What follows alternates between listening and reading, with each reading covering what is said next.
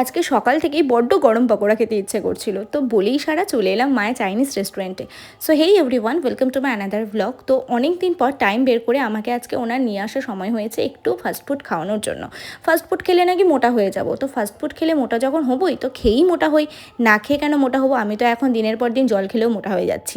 তো কাদের কাদের সাথে এরকম হয় আমাকে একটু জানিও তো। আর এইদিকে কথা বলতে বলতে চলে এলো জিভে জল আনা ভেজ মোমো। মানে কি বলবো, দেখেই তো এত ইয়াম্মি লাগছে। তো আমি হচ্ছে এখানে এই কারণে যে সামনে এত লাইটের নিচে পোকার অত্যাচার, তো ভাবলাম এই সাইডে ব্যাগের মধ্যে দাঁড়িয়ে দাঁড়িয়ে এখন টেস্ট করি। অনেক দিন ধরে আমি দেখছিলাম এই মায়া চাইনিজ রেস্টুরেন্ট।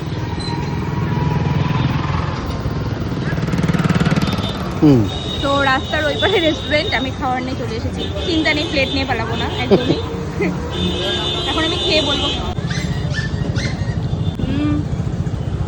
ভালো।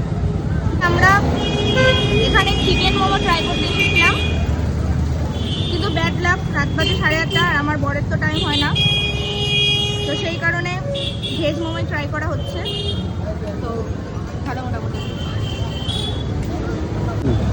তো ওভারঅল সবই ঠিক আছে, যেরকম এখানে চিলি সস দিয়েছে, মেয়োনিজ দিয়েছে, তারপরে এখানে একটা সস দিয়েছে, আর ইভেন মোমোগুলোও দেখতে বেশ বড় বড়, খুব ভালো। কিন্তু আমার মনে হয় যে আরেকটু যদি সফট হতো তাহলে বেশি ভালো হতো, কিন্তু খুব ভালো। মানে এখনই হয়েছে তো একটু পর।